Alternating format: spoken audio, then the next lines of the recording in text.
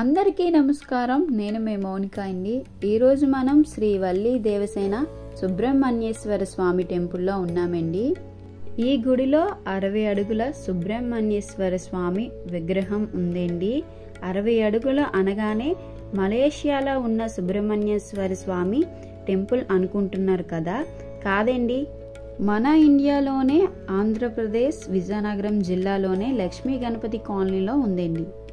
ఈ టెంపుల్ ఆంధ్రప్రదేశ్లోనే అతిపెద్ద సుబ్రహ్మణ్యేశ్వర స్వామి టెంపుల్ అండి. ఈ టెంపుల్లో ప్రతి మంగళవారం లేదా ఆదివారం ప్రత్యేకమైన పూజలు జరుగుతాయండి. ఈ గుడి ప్రత్యేకత వచ్చేసరికి ఇక్కడ సుబ్రహ్మణ్యేశ్వర స్వామి స్వయంభుగా వెలిసారండి. ఇక్కడున్న పూజారికి కలలోకి వచ్చి సుబ్రహ్మణ్యేశ్వర స్వామి ఇక్కడ వెలిసారని చెప్పారండి. అప్పుడు ఈ గుడి స్థాపించారు. సుబ్రహ్మణ్యేశ్వర స్వామికి నిత్య పూజలు జరుగుతున్నాయండి. టెంపుల్ ఎంట్రన్స్ లోనే ఈ కౌంటర్ ఉందండి. పూజా సామాగ్రి ఇక్కడ తీసుకున్నాను. పూజా సామాగ్రి కాస్ట్ వచ్చేసి 130 రూపీస్ అండి. పూజా సామాగ్రితో పాటు మనకు ఒక టోకెన్ ఇస్తారండి. పూజా సామాగ్రి మనకు ప్లేట్తో ఇస్తారు. దాంట్లో పాలు, పెరుగు, తేనె, విభూది, కొబ్బరికాయ, అరటిపళ్ళు, ఉదత్తులు ఉంటాయి. మనకి మిల్క్ వేయడానికి వాళ్ళు ఒకటి పెట్టారండి. దాంట్లో మిల్క్ వేసేయాలి. మనం పూజా సామాగ్రి తీసుకున్నాం కదా, అది వాళ్ళకి ఇచ్చేయాలి. మనకి కొబ్బరికాయ ఇస్తారు. కొబ్బరికాయ కూడా కొట్టేసి మనం వాళ్ళకే ఇవ్వాలండి. కొబ్బరికాయ కొట్టేసి వాళ్ళకి ఇచ్చానండి. ఫస్ట్లో టోకెన్ ఇచ్చారని చెప్పాను కదండి. ఇక్కడ వచ్చి ఆ టోకెన్ ఇస్తే మనకి మన పేరు అండ్ గోత్రం, ఏ ప్రాబ్లం మీద వచ్చామో అది కూడా చెప్తే రాస్తున్నారండి. రాసాక ఆ పేపర్తో పాటు మనకి సుబ్రహ్మణ్యేశ్వర స్వామి ఒక చిన్న బుక్లెట్ పేపర్ ఇస్తున్నారండి. ఆ పేపర్లో స్వామివారి మంత్రాలు ఉన్నాయి. తర్వాత ఈ మంత్రాలని పూజ జరిగినప్పుడు మనం పంతులు గారు ఫస్ట్ చదువుతారండి. పంతులు గారితో పాటు మనం చదవాలి.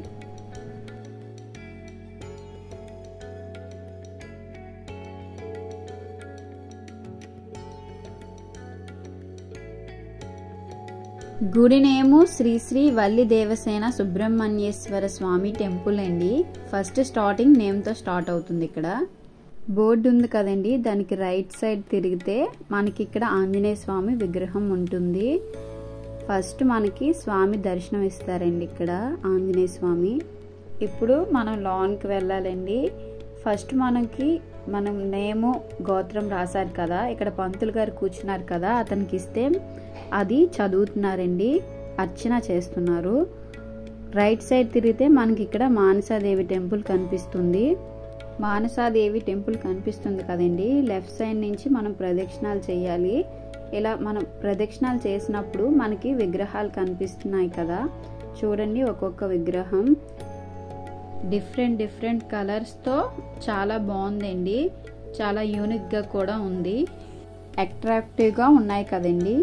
ఇదే ఆంధ్రప్రదేశ్లో ఉన్న అతిపెద్దదైన సుబ్రహ్మణ్యేశ్వర స్వామి విగ్రహం. సుబ్రహ్మణ్యేశ్వర స్వామి మీనింగ్ మీకు తెలుసా అండి?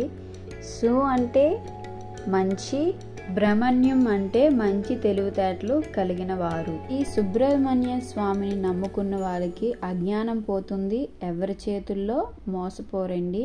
సుబ్రహ్మణ్య స్వామిని నమ్ముకున్న వాళ్ళకి అన్ని రకాల దోషాలు పోతాయండి. వంశపారంపర్యంగా నాగదోషాలు పోతాయి, ఆరోగ్య సమస్యలు తగ్గుతాయి, సంతానం లేని వారికి సంతానం కలుగుతుంది, దోషాలు పోతాయి, ఆర్థిక దోషాలు పోతాయి, రుణ సమస్యలు తీరుతాయి. దోషాలు పోవాలంటే స్వామివారికి ముడుపుల ద్వారా చెల్లించుకోవాలండి. దోషాలనే కాదు, మనకి ఏదైనా కోరుకున్నామంటే ఫలానా ఇన్ని వారాలు వస్తామని అనుకొని ఆ ముడుపు కట్టాలి.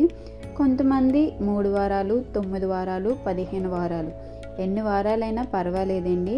ముడుపు ద్వారా స్వామివారికి మన కోరికని చెప్పుకున్నట్టు అవుతుంది. మనం ఫస్ట్ వారం మనం టెంపుల్కి వెళ్ళి ఆ ముడుపు కట్టుకోవాలండి. ముడుపు ఇంటికి తెచ్చినప్పుడు స్వామివారి ఫోటో కూడా ఇంటికి తెచ్చుకోవాలి. రోజు మనం పూజించాలండి. మనం ఎన్ని వారాలైతే కోరుకున్నామో ప్రతి మంగళవారం కూడా టెంపుల్కి వెళ్ళాలి, ఉపవాసం ఉండాలండి. అలా ప్రతి వారం వెళ్ళి లాస్ట్ వారం ఉంటుంది కదా, మనం ఏదైతే ముడుపు కట్టుకున్నామో అది స్వామివారి హుండీకి వేయాలండి. లాస్ట్ వారం అలా చేయాలండి. ఇప్పుడు చూస్తున్నారు కదా, ప్రదక్షిణాలు చేసినప్పుడు కొంతమంది కావిళ్ళ ఉంది కదా, అది పట్టుకొని తిరుగుతున్నారు కదా. మనం లాస్ట్ వారం ఆ ముడుపుతో పాటు అలా పట్టుకొని తిరగాలండి. ఇదిగోండి వీళ్ళు తిరుగుతున్నారు కదా, అలా తిరగాలి. సుబ్రహ్మణ్య స్వామి టెంపుల్ బ్యాక్ సైడ్ మనకి ఇలా విగ్రహాలు ఉంటాయండి. ప్రతి విగ్రహం కూడా స్వామివారు చిన్నప్పటి నుంచి జరిగే ప్రతి దాని గురించి ఇలాగా మనకి విగ్రహాల ద్వారా తెలియజేస్తూ గుడి చుట్టూరు ఇలా ఉన్నాయండి. అలా ముందుకు వెళ్తే మనకి తులాభారం కనిపిస్తుందండి. సంతానం కోసం ముడుపు కట్టుకున్న వారు ఆ పిల్లలు పుట్టిన తర్వాత ముడుపు చెల్లించుకోవడానికి ఆ పిల్లడు ఎంతైతే వెయిట్ ఉన్నాడో దానికి మనం బెల్లం అయితే బెల్లం, పంచదార అయితే పంచదార, అలా వాళ్ళు ఏదైతే ఇద్దాం అనుకుంటున్నారో దానితో తులాభారం చేస్తారండి. ఫస్ట్ చెప్పాను కదండి, మనం ప్రదక్షిణలు మొత్తం అయిపోయిన తర్వాత ముడుపు కట్టిన వాళ్ళు ఇది తీసుకొని వెళ్తున్నారు కదా, ఇది గుడి ముందున మనకి ఇలా ఉన్నాయండి. అది తీసుకున్న వాళ్ళు తీసుకోవచ్చు. ఇప్పుడు మనం గుడి లోపలికి వెళ్దాం రండి. ఈ హుండియే సుబ్రహ్మణ్యేశ్వర స్వామి హుండి. మనం ఏదైతే ముడుపులు కట్టామో అది ఆ హుండిలోనే వేస్తారు. ఫస్ట్ మనకి ఇలా వినాయకుడి స్వామితో ఉందండి. ఇక్కడ ప్రసాదం కూడా ఇస్తున్నారు. అలా ముందుకు వెళ్తే మనకి మెయిన్ సుబ్రహ్మణ్యేశ్వర స్వామి, శ్రీ వల్లి దేవసేన సుబ్రహ్మణ్యేశ్వర స్వామి. సుబ్రహ్మణ్య స్వామి వాహనమైన నెమలి స్వామివారి ఎదురుగా ఉందండి. పూజ చేస్తున్నారని చెప్పాం కదా, ఇదిగోండి ఇక్కడ ఇలా లైన్లో కూర్చోపెట్టి పూజ చేస్తున్నారు. సుబ్రహ్మణ్యేశ్వర స్వామి తల్లి అయిన పార్వతీదేవి విగ్రహం కూడా ఇక్కడ ఉందండి. పక్కనే శివయ్య కూడా ఉన్నారు. శివయ్య ఉంటే నంది కూడా ఉంటుంది కదా, నంది కూడా ఉన్నది. అండ్ మనం ఫస్ట్ చెప్పాను కదా ఇలా బుక్ ఇస్తారని, ఇచ్చిన తర్వాత అక్కడ పంతులు గారు చెప్పే మంత్రం మనం ఇది చూస్తూ అలా చెప్పాలండి. పూజ అయిపోగానే మనం బయటకు వచ్చి ఇలా మానసాదేవికి అభిషేకం చేయాలండి. నాగదేవతలకి అధిపతి మనసులో నుంచి పుట్టింది కాబట్టి మానసాదేవిని పేరు వచ్చిందండి. పాముల అమ్మ అని కూడా అంటారు. నాగదేవతల శక్తి అంతా మానసదేవిలో ఉందని నమ్మకం. పాముల పట్ల నుంచి కాపాడడాన్ని, ఇంట్లో నాగదోషాలు ఉంటే దాన్ని తగ్గిస్తుందని చాలామంది పూజిస్తారు. సంతానం కోసం లేదా చాలామంది మానసాదేవిని పూజిస్తారండి. మానసాదేవి కృప వస్తే కోరికలు నెరవేరుతాయని, శాంతి ఆరోగ్యం కలుగుతుందని నమ్మకం. అందుకే నాగదేవతలతో పాటు చాలా చోట్ల మానసదేవిని కూడా పూజిస్తారండి. మానసాదేవికి పూజ చేసిన తర్వాత రాహువు మరియు కేతువుకి కూడా మనం అభిషేకం చేయాలండి పాలుతో.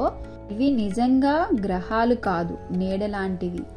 చంద్రుడు, సూర్యుడు భూమి మధ్యలో వచ్చే పొజిషన్లో ఇది ఉంటాయి. అందుకే గ్రహణాలు వస్తాయని పురాణాల్లో చెప్తారండి. బయటకు వచ్చేసానండి. ఇక్కడ ఒక ఆవిడ మనకి ఉప్పు బెల్లం అమ్ముతున్నారు. అది ఉప్పు తెచ్చి స్వామివారు పాదాలకి మనం ఉప్పుని వేయాలండి. బెల్లం మనం గుడి వెనకాతల ఒక చెరువు ఉందండి, మారేడమ్మది. అది కూడా మీకు చూపిస్తాను. ఇలా స్ట్రైట్గా వెళ్తే ఇక్కడ మనకి సింబల్ చూపిస్తుంది కదా మారేడమ్మ తల్లిదని. అలా నడుచుకొని వెళ్తే మనకి చెరువు వస్తుందండి. ఇదిగోండి ఇదే మారేడమ్మ తల్లి టెంపుల్. ఇక్కడే చెరువు ఉందండి. బెల్లం కొనుక్కొని మనం ఇక్కడ వెయ్యాలి. అదండి మారేడమ్మ తల్లి గుడి చూపిస్తాను. ఇక్కడ ఈ దేవత ఉన్నారు. ఇక్కడ ఇదే మారేడమ్మ తల్లి టెంపుల్ అండి. మనం అలా ముందుకు వెళ్తే తల్లి ఎదురుగానే మనకి చెరువు ఉంది. ఆ చెరువులో మనం బెల్లం కొన్నాం కదా, అది మనం ఏదైతే కోరుకున్నామో కోరుకొని దాంట్లో వేసేయాలి ఆ చెరువులో. ఇక్కడ చూడండి సుబ్రహ్మణ్య స్వామి నేడు కూడా ఈ నీటిలో కనిపిస్తుంది కదా మనకి. ఇదే మారేడమ్మ తల్లి టెంపుల్ అండి. ఇప్పుడు ఇక్కడ మంగళవారం పూట అన్న ప్రసాదం కూడా పెడుతున్నారండి. అన్న ప్రసాదం నేను కూడా తిన్నాను. పెడుతున్నారండి. నేను అక్కడ పెట్టిన వాళ్ళని అడిగాను. సుమారుగా 100 మందికి పైగా భక్తులకి అన్న ప్రసాదం పెడుతున్నారండి.